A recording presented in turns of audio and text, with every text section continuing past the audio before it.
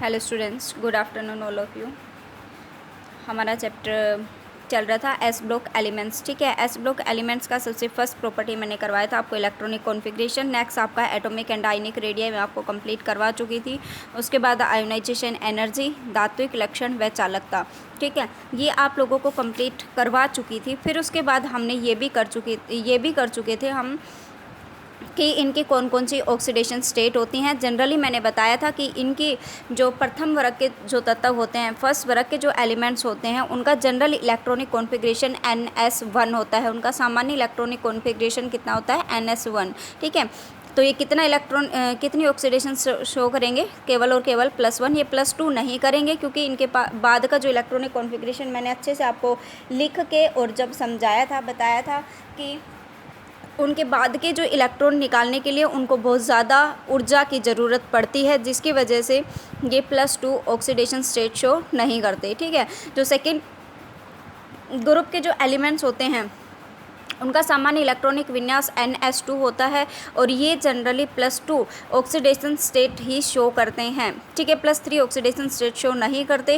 क्यों नहीं करते? क्योंकि उस सेम रीजन कि अगर 2 इलेक्ट्रॉन निकालने के बाद इनका जो इलेक्ट्रॉनिक विन्यास बचता है उससे इलेक्ट्रॉन निकालने के लिए बहुत ज़्यादा ऊर्जा की ज़रूरत पड़ती है, जिसकी वजह से ये +3 ऑक्सीडेशन स्टेट शो नहीं करते। ठीक है, धनायन बनाने की प्रकृति का क्रम निम्न अनुसार होता है। देखो कि हमने बात करी थी सबसे कि जो जिसका मतलब आयनन ऊर्जा कम होगी वो फटाक से इलेक्ट्रॉन लूज़ करेगा। जिसकी आयनन ऊर्जा जितनी कम होगी वो फटाक से इलेक्ट्रॉन त्यागेगा और जैसे ही इलेक्ट्रॉन को त्यागेगा तो वो किस में कन्वर्ट हो जाएगा?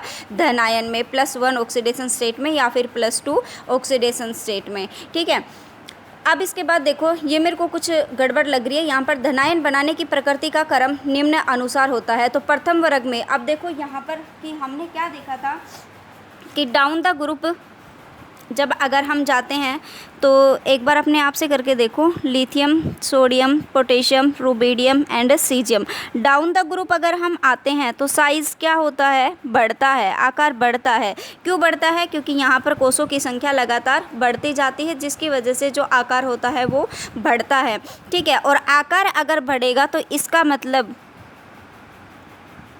आकार अगर बढ़ेगा तो इसकी जो आयनाइजेशन एनर्जी होगी, जो आयनन ऊर्जा का क्रम होगा वो क्या होगा? घटेगा। और अगर आयनन ऊर्जा का क्रम घटेगा तो इसका मतलब जो लिथियम है उसकी आयनन ऊर्जा सबसे ज़्यादा है और सीजियम की जो आयनन ऊर्जा होगी वो सबसे कम है। ठीक है, तो ये देखो आपकी जिसकी आयनन ऊर्जा कम होती है वो फटाक से इलेक्ट्रॉनों को त्यागता है, वो जल्दी से इलेक्ट्रॉनों को त्याग देता है जिसकी जितनी आयनन ऊर्जा कम होती है। ठीक है, जैसे हमने देखा यहाँ पर कि ये केवल और केवल जैसे लिथियम का जब मैंने देखा तो 1s2 2s1 इलेक्ट्रॉनिक विन्यास होता है। तो लिथियम कौन सा ऑक्सीडेशन स्टेट शो करता है? 1 वाला। क्यों? क्योंकि ये जो 2s में केवल एक इलेक्ट्रॉन है। ठीक है, अगर 2s में केवल एक इलेक्ट्रॉन है तो ये फटाक से इलेक्ट्रॉन को त्याग देगा और किस में कन्वर्ट हो जाएगा? Li+ में। इसका इलेक्ट्रॉनिक विन्यास अब कितना बच गया? 1s2। और ये कैसा है? फुल्ली फिल्ड ऑर्बिटल है। और अगर फुल्ली फिल्ड ऑर्बिटल है तो यहाँ से इलेक्ट्रॉन निकालने के लिए बहुत ज़्यादा ऊर्जा की ज़रूरत पड़ेगी, जिसकी वजह से ये इलेक्ट्रॉन नहीं त्याग सकता। और अगर नहीं त्यागेगा तो इसका मतलब ये +2 ऑक्सीडेशन स्टेट शो नहीं करेगा, केवल और केवल कौन सी करेगा? Li+1 ही। ठीक है, तो इसका मतलब कि जिसकी आयनन ऊर्जा कम होगी वो फटाक से इलेक्ट्रॉनों को त्याग देगा। तो इसमें क्या दिखा रखा है कि Li is less than Na is less than K is less than rubidium is less than caesium, कि Li की सबसे कम दे रखी है धनायन बनाने की प्रकृति, और सोडियम की सबसे कम, फिर उससे ज़्यादा, फिर पोटेशियम की, फिर रुबिडियम की और फिर सीजियम की। ठीक है, तो ये किससे रिलेट कर रखा है? ये आयनन ऊर्जा से रिलेट नहीं कर रखा, ये ध्यान रखना, आकार से रिलेट कर रखा है। आकार से कैसे रिलेट कर रखा है? देखो कि जब हम डाउन द ग्रुप जाते हैं, वर्ग में ऊपर से नीचे जाते हैं तो आकार बढ़ता है। लिथियम का आकार सबसे छोटा है, तो मैंने मान लिया ये तो लिथियम का है और ये किसका है? सीजियम का। ठीक है, ये न्यूक्लियस तो सीजियम का है और ये न्यूक्लियस किसका है? लिथियम का। ये बीच में तो क्या है? न्यूक्लियस। और यहाँ क्या इसका? एक इलेक्ट्रॉन। और यहाँ पर इसका क्या है? एक इलेक्ट्रॉन।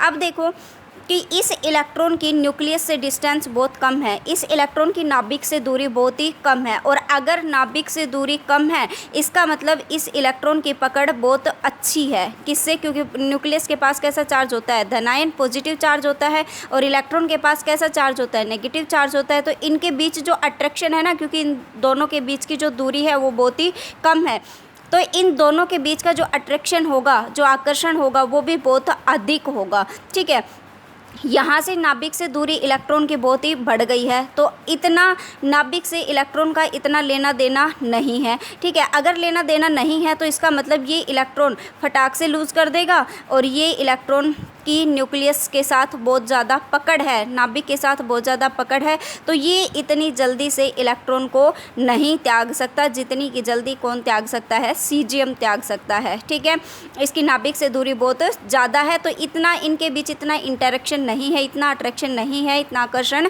नहीं है। अगर आकर्षण नहीं है तो इस इलेक्ट्रॉन को कोई दूसरा वाला जो न्यूक्लियस है वो ले जाएगा, और जैसे ही वो ले जाएगा तो ये किस में कन्वर्ट हो जाएगा? धनायन में। ठीक है, तो इसको आकार से रिलेट कर रखा है। तो लिथियम का साइज सबसे छोटा है, तो लिथियम फटाक से इतनी जल्दी से इलेक्ट्रॉन को नहीं त्यागेगा, और सीजियम बहुत जल्दी त्याग देगा। ठीक है, तो ये जो ये क्रम है ये बिल्कुल उल्टा बना रखा है। अब लिथियम जल्दी से त्याग देगा तो लिथियम जल्दी से नहीं त्यागेगा इलेक्ट्रॉन, और अगर नहीं त्यागेगा तो लिथियम की धनायन बनाने की प्रकृति कैसी होगी? सबसे कम होगी। ठीक है, फिर उसके बाद सोडियम की होगी, फिर उसके बाद पोटेशियम की होगी, फिर उसके बाद रुबिडियम की होगी, और फिर उसके बाद सीजियम की सबसे ज़्यादा होगी कि ये फटाक से इलेक्ट्रॉन त्याग देता है, तो सीजियम की धनायन बनाने की प्रकृति सबसे ज़्यादा होगी। ठीक है, कंफ्यूज मत होना कि लिथियम की नाभिक से इलेक्ट्रॉन की दूरी बहुत ही कम होती है, इसलिए ये फटाक से इलेक्ट्रॉन को नहीं त्याग सकता, और सीजियम का नाभिक से इंटरेक्शन, नाभिक से दूरी इलेक्ट्रॉन के बीच बहुत ही ज़्यादा होती है, जिसकी वजह से ये फटाक से इलेक्ट्रॉन को त्याग देता है, और इसकी धनायन बनाने की प्रकृति सबसे ज़्यादा होती है एज कम्पेयर टू लिथियम। ठीक है, ऐसे ही फिर इस वाले में मिलेगा, साइड से कंपेयर कर रखा है। फिर उसके बाद फ्लेम टेस्ट मैंने करवाया था आप लोगों को कि रंगीन ज्वाला का कारण रीजन ऑफ कलर फ्लेम। ठीक है, तो इसमें एक क्वेश्चन बनता है कि बेरिलियम और मैग्नीशियम धातुएं ज्वाला को रंग प्रदान नहीं करती है, क्यों? ठीक है, एक क्वेश्चन इसका यही बनता है कि बेरिलियम और मैग्नीशियम ज्वाला परीक्षण नहीं देते हैं, क्यों नहीं देते हैं? कि वो मैंने आप लोगों को बताया था कि जो कुछ इलेक्ट्रॉन, या जैसे यहाँ इसका ग्राउंड स्टेट है। ठीक है, ये इस इलेक्ट्रॉन का क्या है? ग्राउंड स्टेट है, इसकी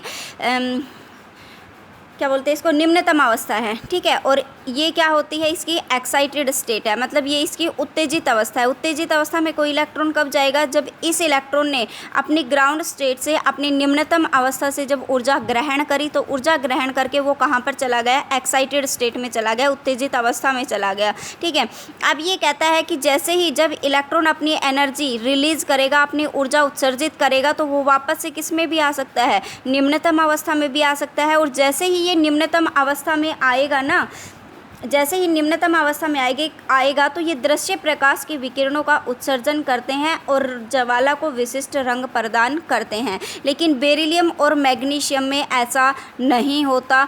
क्यों नहीं होता? क्योंकि इनका क्या होता है कि इनकी उत्तेजन ऊर्जा का मान बहुत अधिक होता है, कि इनकी जो एक्साइटेड स्टेट होती है ना, इनकी वैल्यू बहुत अधिक होती है, कि आसानी से जो ग्राउंड स्टेट वाला इलेक्ट्रॉन है, जो निम्नतम ऊर्जा वाला इलेक्ट्रॉन है, वो इतनी एनर्जी जल्दी से गेन नहीं कर सकता कि वो कहाँ पर चला जाए? एक्साइटेड स्टेट में। तो अगर वो एक्साइटेड स्टेट में नहीं जाएगा तो इसका मतलब वो वापस भी नहीं आएगा, और वापस नहीं आएगा तो वो दृश्य प्रकाश के विकिरणों को उत्सर्जित नहीं करेगा, और जैसे उत्सर्जित नहीं करेगा तो ये फिर कोई भी रंग प्रदान नहीं करेंगे। ठीक है, देखो ये रहा रीजन ऑफ कलर फ्लेम। क्षार धातु इन क्षारीय मृदा धातुओं की बाह्यतम कक्षा में उपस्थित इलेक्ट्रॉन बुंसन बर्नर की ज्वाला की उष्मा पाकर अपनी आद्य अवस्था ग्राउंड स्टेट से कहाँ पर चले जाते हैं?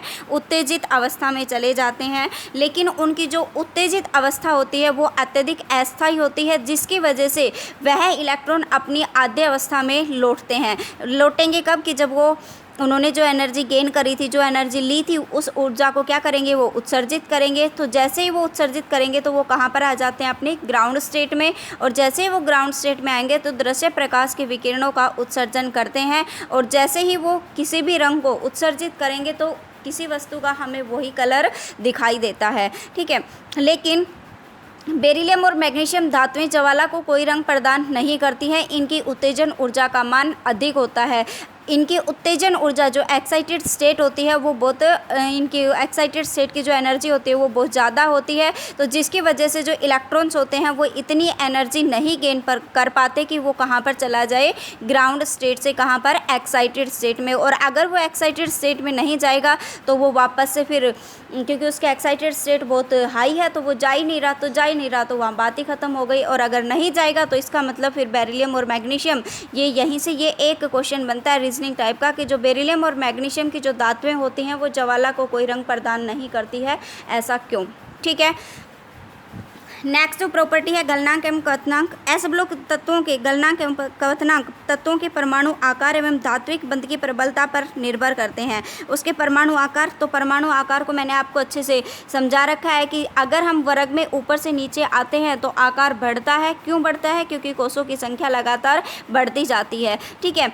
और अगर आवर्त की मैं बात करूं तो आवर्त में क्या होता है कि आवर्त में बाएं से दाएं जाने पर परमाणु आकार घटता है। क्यों? क्योंकि वहां पर कोषों की संख्या तो समान रहती है लेकिन एक एक इलेक्ट्रॉन वहां पर बढ़ता चला जाता है, जिसकी वजह से प्रभावी नाभिकीय आवेश बढ़ता है। और प्रभावी नाभिकीय आवेश अगर बढ़ेगा तो इसका मतलब परमाणु आकार घटेगा। और धात्विक बंध की प्रबलता की मतलब कोई भी जब आपस में बॉन्ड बना है, जैसे सबसे अगर मैं बात करूँ तो जो बंध होते हैं वो 3 प्रकार के होते हैं। एक तो आयनिक बंध, 2 प्रकार के, एक सहसंयोजक बंध, ठीक है। और इससे भी वीक होते हैं, जैसे हाइड्रोजन बंध हो गया, वैंडरवाल फोर्स हो गया, ठीक है। इस तरीके के कुछ और भी मिलते हैं हमें। तो इनमें क्या होता है, सबसे जो बंध सबल होता है, मतलब जिसकी जो स्ट्रॉन्गनेस होती है वो आयनिक बंध की सबसे ज़्यादा होती है, क्योंकि इसमें एक पॉजिटिव और दूसरा नेगेटिव आयन होता है। और इन पॉजिटिव और नेगेटिव आयन्स के बीच में बहुत ज़्यादा स्ट्रॉन्ग इलेक्ट्रोस्टैटिक अट्रैक्शन फोर्स लगता है, स्थिर वैद्युत आकर्षण बल लगता है,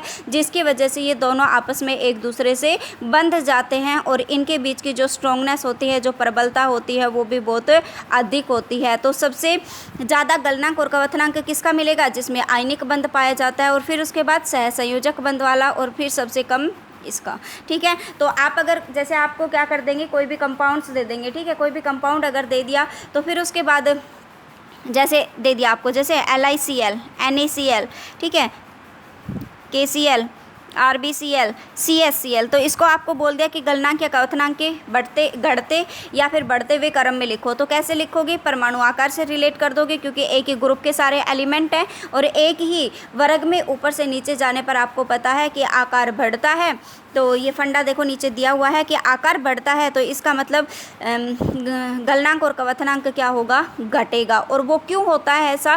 क्योंकि किसी भी परमाणु का आकार अगर सबसे छोटा होता है ना, तो उसके ऊपर इलेक्ट्रॉन डेंसिटी बहुत ज़्यादा होती है, इलेक्ट्रॉन घनत्व बहुत ज़्यादा होता है। और अगर इलेक्ट्रॉन घनत्व बहुत ज़्यादा होता है तो इसका मतलब वो दूसरे अपोजिट अपने विपरीत आयन को बहुत जल्दी से आकर्षित करेगा, और विपरीत आयन को बहुत जल्दी से आकर्षित करेगा तो मतलब उस बॉन्ड की स्ट्रेंथनेस होगी, उस बॉन्ड की जो प्रबलता होगी वो सबसे अधिक होगी, ठीक है। तो जो छोटे परमाणु आकार वाले होते हैं वो प्रबल बंध वाले यौगिक बनाते हैं, लेकिन जिनका परमाणु आकार बड़ा होता है वो उसकी जो प्रबलता होती है वो थोड़ी कम हो जाती है, ठीक है। जैसे देखो लिथियम की सबसे ज़्यादा, फिर उसके बाद सोडियम की, फिर उसके बाद पोटेशियम की, फिर उसके बाद रुबिडियम की, और फिर उसके बाद सीजियम की, ठीक। इसमें देखो सबसे पहले द्वितीय वर्ग में दिखा रखा है गलनांक का क्रम कि बेरिलियम का, फिर कैल्शियम का, फिर स्ट्रोंशियम का, फिर बेरियम का, और फिर मैग्नीशियम का। बेरिलियम, कैल्शियम, स्ट्रोंशियम और मैग्नीशियम ये क्वथनांक का क्रम है।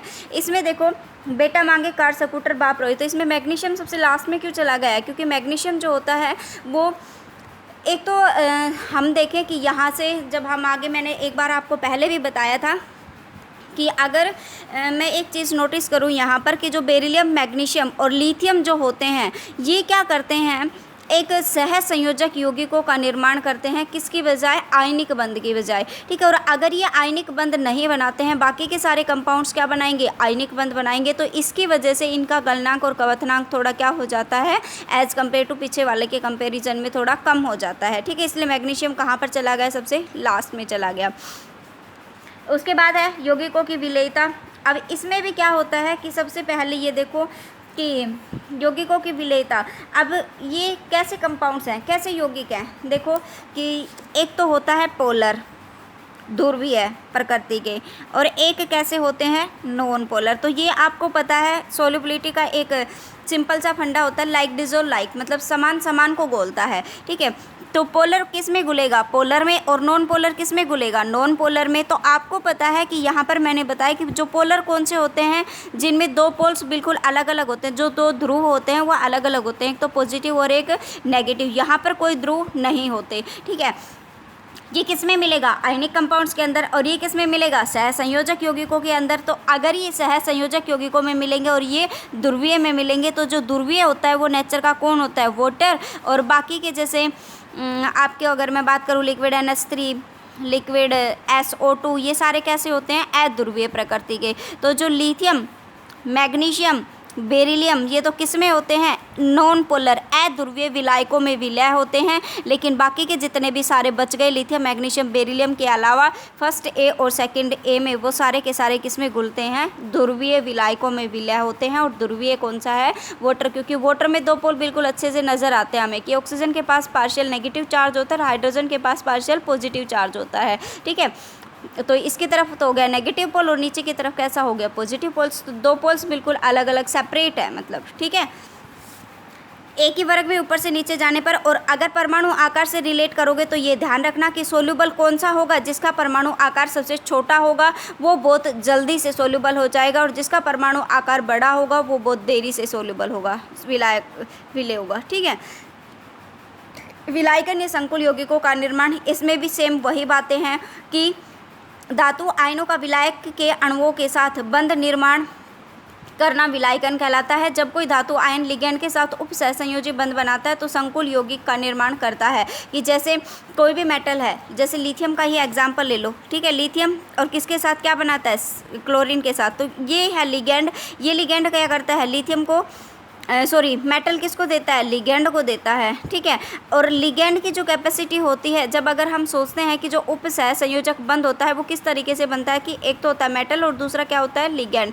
लिगैंड चाहे कैसा ही हो, आपका पॉजिटिव हो चाहे नेगेटिव हो, और चाहे आपका लिगैंड उदासीन हो, लेकिन उसके पास एक लोन पेयर ऑफ इलेक्ट्रॉन जरूर होता है। और अगर लोन पेयर ऑफ इलेक्ट्रॉन जरूर है तो वो किसको डोनेट करेगा, वो मेटल को डोनेट करेगा। और जैसे ही वो मेटल को डोनेट करेगा तो इनके बीच एक बंध का निर्माण होता है, और वो कौन सा बंध होता है, सिग्मा बंध। और इस सिग्मा बंध को ही सिज्विक ने उप सह संयोजक बंध का नाम दिया था, ठीक है।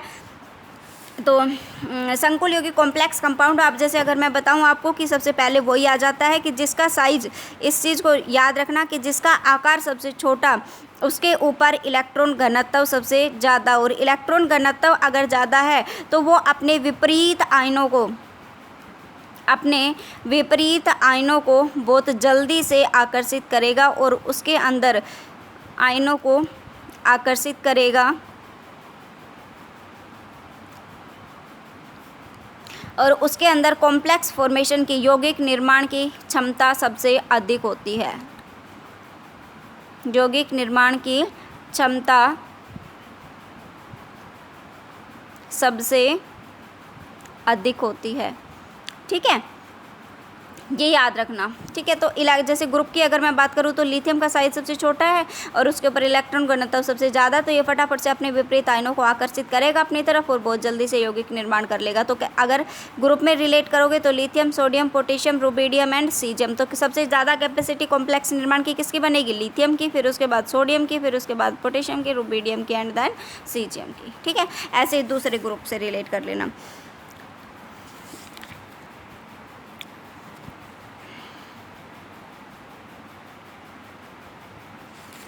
अब उसके बाद आती है इलेक्ट्रोनेगेटिविटी, विद्युत ऋणता। इलेक्ट्रॉनों को अपनी ओर खींचने की प्रवृत्ति को विद्युत ऋणता कहते हैं। ऐसा हम कहते हैं ना कि जिसकी विद्युत ऋणता सबसे ज़्यादा होती है वो अपनी तरफ इलेक्ट्रॉनों को खींचता है। तो जैसे ही इलेक्ट्रॉनों को खींचेगा, चूँकि एस ब्लॉक के सभी तत्व धातुएं हैं, अतः धात्विक गुणों के आधार पर ये तत्व इलेक्ट्रॉन देकर धनायन बनाने की क्षमता रखते हैं। अतः इन सभी तत्वों की विद्युत ऋणता सामान्यतः बहुत ही कम होती है, क्योंकि इनके पास इलेक्ट्रॉन खींचने की कैपेसिटी नहीं होती, क्षमता नहीं होती खींचने की। किसकी क्षमता होती है, देने की क्षमता होती है। इसकी वजह से इनकी विद्युत ऋणता सामान्यतः बहुत ही कम होती है। द्वितीय वर्ग के तत्वों की विद्युत ऋणता प्रथम वर्ग के तत्वों की तुलना में थोड़ी अधिक होती है। ऐसा क्यों होता है? क्योंकि जो इलेक्ट्रोनेगेटिविटी होती है, जो विद्युत ऋणता होती है, वो भी साइज़ के इन्वर्सली प्रोपोर्शनल होती है, वो भी आकार के इन्वर्सली प्रोपोर्शनल होती है, व्युत्क्रम अनुपाती होती है। ठीक है, तो रिलेट कर लेना फिर आप।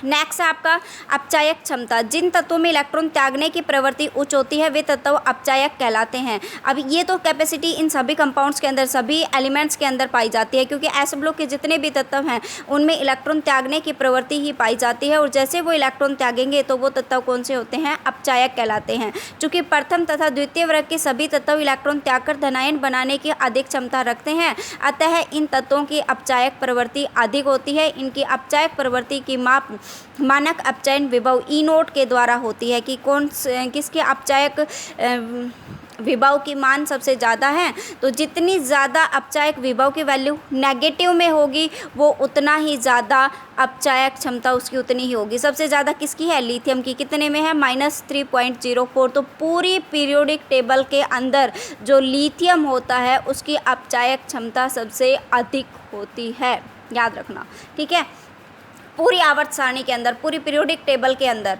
ठीक है, तो क्षार धातु, क्षारीय मृदा धातुओं के लिए मानक अपचयन विभव का मान उच्च ऋणात्मक होता है। इनके लिए सभी की वैल्यू किस में मिलेगी? नेगेटिव में मिलेगी। अतः E0 का मान जितना अधिक ऋणात्मक होगा उतना ही तत्व अधिक अपचायक लक्षणों युक्त होगा। तो सबसे ज़्यादा किसका है? लिथियम का। तो ये चीज़ आप याद रखना कि लिथियम पूरी पीरियोडिक टेबल के अंदर, पूरी आवर्त सारणी के अंदर सबसे ज़्यादा अपचायक क्षमता रखता है। ठीक है, कंपटीशन के लिए कई बार पूछा, और वैसे भी आपसे भी 2 नंबर में ये क्वेश्चन पूछ लिया जाता है कि लिथियम की अपचायक क्षमता सबसे अधिक होती है, या फिर पूछ लिया कि किसकी अपचायक क्षमता सबसे अधिक होती है और क्यों। तो आप जवाब दे दोगे कि लिथियम की अपचायक क्षमता सबसे अधिक होती है, क्योंकि इनका जो अपचायक क्षमता होती है वो E0 के मान पर निर्भर करती है। अतः E0 का मान जितना अधिक ऋणात्मक होगा उसकी अपचायक क्षमता उतनी ही अधिक होगी। ठीक है, बता देना लिथियम के लिए E0 की वैल्यू कितनी है? -3.04 वोल्ट।